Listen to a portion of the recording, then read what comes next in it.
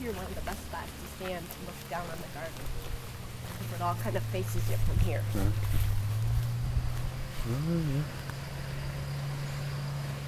This is one of our mini beds. Okay. We have lots of small and mini hostas that do not get large. They stay tiny. Oh, okay. Because hostas come from anywhere from a tiny little, like this, tiny little mini, to where they don't get bigger than that, taller than that, Okay. to some of these monster things that you see this big. Yeah, those are huge. So this is the mini and small bed. These will all stay small. Okay.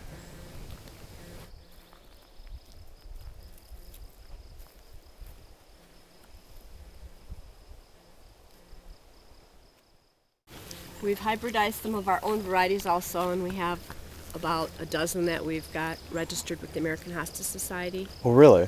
Mm-hmm. Or would you be the only one that have done that hybrid though? So you're the only one that has them here, or no? The only one that has those varieties. Oh, okay. Yes. And you said about 12 dozen? About a dozen or so that we've registered. We have probably about 50 or 60 hybrids of our own now, Wow.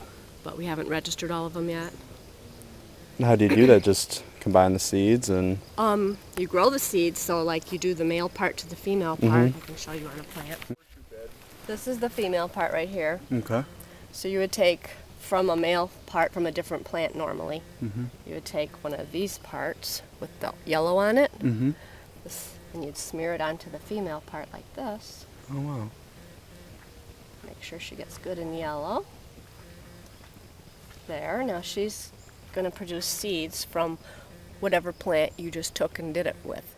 And then for a good breeding plant, you want a good streaky plant.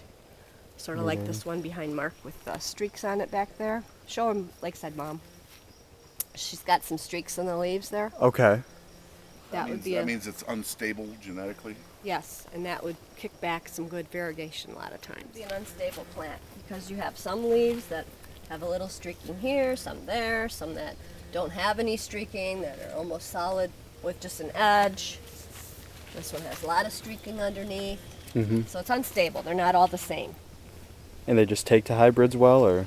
They produce better offspring. Okay. You want that to be the mother plant. Okay. Most of the time you'll get a lot of plain ones. This is one of ours, but it's a beautiful big one called Ocean's 11. Ocean's Blue. Ocean's Blue. They're starting now to finally say they're shade tolerant, which means that they probably will live in the shade, but they won't thrive. As well. They don't grow as fast or as big. This one's thriving. It's doing fine. Yeah. This is an unusual one in that even in real deep shade like this, it just explodes. But I can show you a hosta that we have in the front yard that gets all day sun, that's that big around, and I'll show you the same one that's been in the ground twice as long out here in the shade. It's never gotten any bigger than that, and it's not gonna. Okay.